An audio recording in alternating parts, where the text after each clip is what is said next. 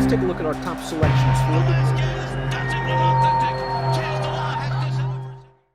Hi, everybody. Dan Illman, Mike Beer. Kentucky Derby qualifying points on the line at Aqueduct on Saturday. Let's throw up the field for race number 8. It's the Grade 3 Withers. We're going a demanding mile and an eighth. $250,000 is the purse.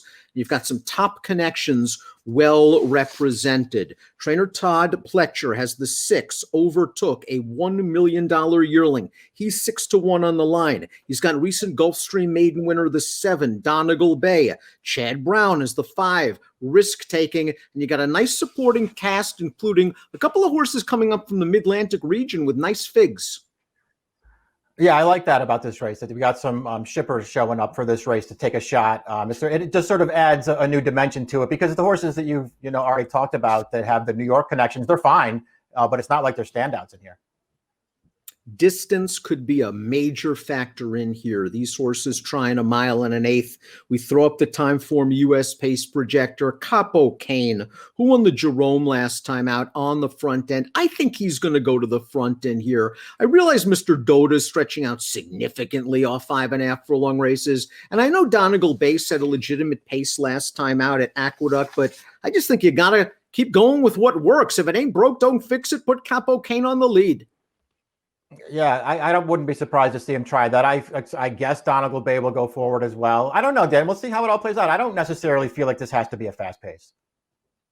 I think there are some things to like about the 1, Shaq Queen King. Now, both lifetime wins for Shaq Queen King came around 2 turns. Going to get a chance to stretch out again. Last time out, they turned him back in the spectacular bid, and we're going to watch that race right now.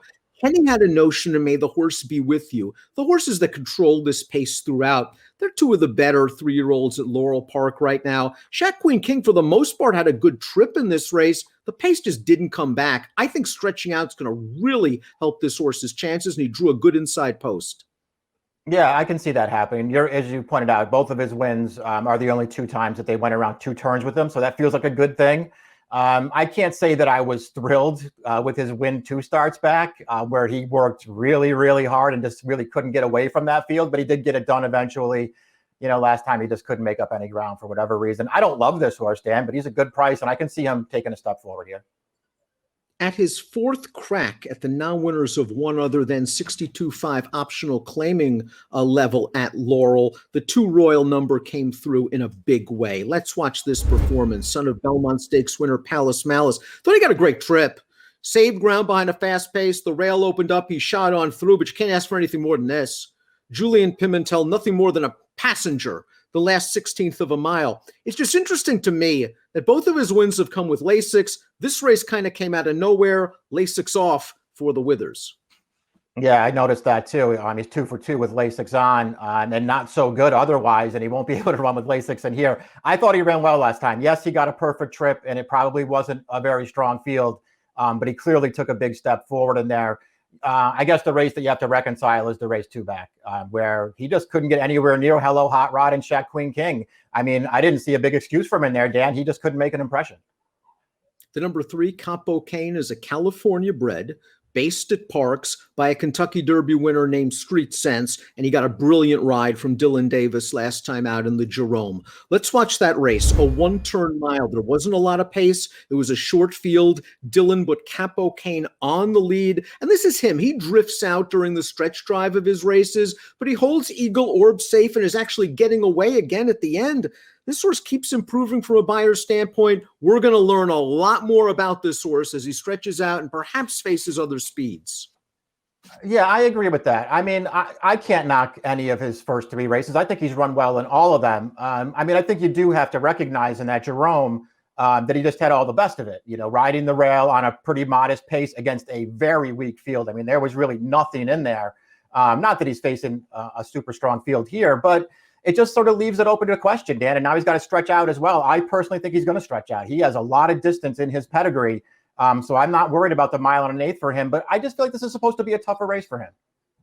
Now, a horse on paper that's up against it from a class standpoint and might not have the pedigree to go a mile and an eighth is the 4, Mr. Doda, who's stretching out off this 5.5 furlong victory at Parks. Let's watch the effort. It was a maiden special weight. He's on the outside. He's going to go after this 6-5 shot, and he's eventually going to wear him down. He's about a mile. These two horses are about a mile better than the rest of the field. I think he's kept some decent company, although Capo Kane really whipped him 3 starts back, going 7 furlongs. But I think he can get close to the pace, and that last 79 fig isn't far off the main contenders.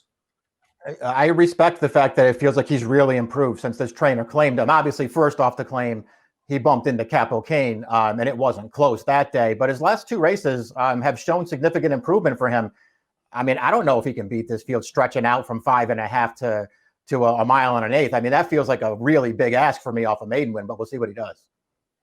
Here's Chad Brown's runner, the 5 risk-taking, a son of Medaglia d'Oro, who has won at a mile and an eighth. So don't worry about the distance. Let's watch that effort right now. There was a pretty good pace for the distance in this field, and risk-taking's on the outside. He still has a little bit of work to do at the 3/16 pole. You can tell he's still a little bit green. It took him a while to change leads, but once he switched over to the right lead, he was always going by these horses. Yeah, he was always going to win this race. He did get a good trip in this race, Dan, just sitting sort of in behind all the way. But as you mentioned, the pace of this race was pretty solid, and it's not like he was ever that far away from it.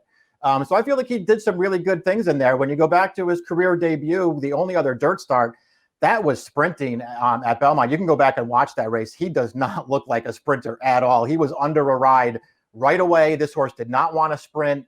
As soon as they stretched him out, he improved. And now we'll see what he does here. This is a tougher race, but I think the distance could be a big equalizer here.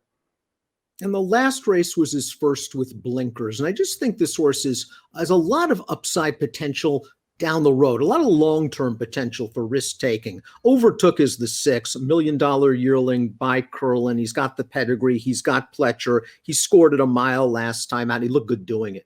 Let's watch this race. He is far, far behind when they turn into the stretch. He's on the far outside, and he's eventually just going to spurt past all of these horses. He's another horse. As you can see, he's a little bit green. He's currently on his left lead, but he still has a lot of work to do, and this horse has got a lot of try, and he keeps coming. Yeah, he just keeps coming down the outside here. He never does change leads, but he overtakes the leaders late, and he prevails.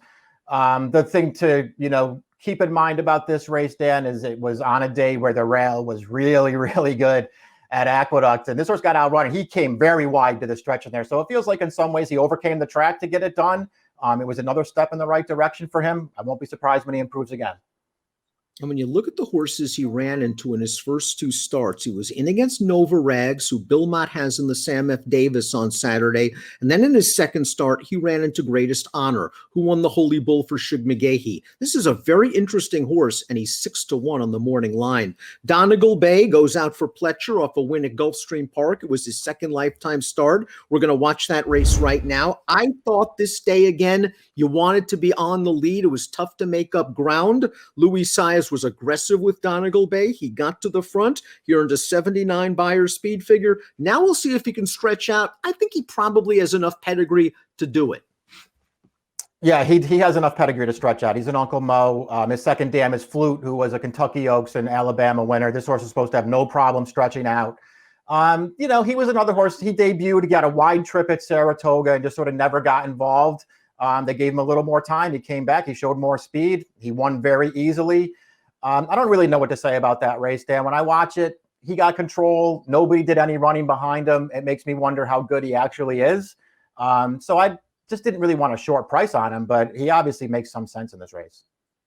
Civil War, the number 8, has the ready-made excuse for his last start. It was a sloppy track, but that being said, Tommy Albertrani's tried this horse already. They ran him in the Nashua. He was beaten double-digit lengths. They ran him in the Champagne. He was beaten 25. I think he needs a slightly weaker class at this point. Yeah, it's sort of surprising to see him back in this race and stretching out to boot. His career debut where, he did win for a $40,000 take. He was very green in that race. He overcame a lot, it felt like, to win it. But now you're talking about a horse who's run 4 times. He hasn't buyered out of the 50s, and they're going to try another graded stakes race with him. Completing the field is the New York bred stakes winner Eagle Orb, who we just saw finish second to Capo Kane in the Jerome. And while Capo Kane did control the pace, it's not like Eagle Orb was so far behind it. He had his shot in the stretch and he was turned away. Maybe the additional distance is going to help him, but this is a tough outside post. Yeah, I guess we'll see. I mean, I personally, when I watch him run, I don't think more distance is what he wants. I actually prefer him sprinting. He ran fine last time, but he didn't really have a big excuse keeping up close to that pace all the way. We'll see. Maybe he does want more ground, Dan, but I want to see it to believe it. Let's throw up our top picks for the grade 3 Withers. To me, it was a complete skull buster. I just want a price. I thought Mr. Doda ran well last time out. It's highly unlikely that he's going to pull this off, so I'm probably going to mainly use him underneath in exotic wagers. Royal Number looked very good last time out, albeit with a good trip, and Risk Taking the 5 is a horse I want to use. That's your top pick for Chad. I just think he's coming into his own.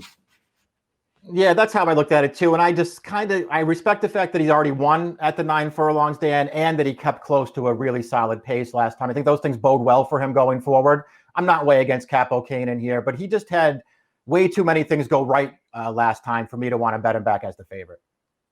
Mike's going 5, 3, 6, and 2. I spread in numerical order 2, 3, 4, 5 with Mr. Doda the best price, so he'll be my top pick. It's the grade 3 Withers Stakes. Kentucky Derby points on the line for race number 8 at the Big A on Saturday. Approximate post 4:25 Eastern.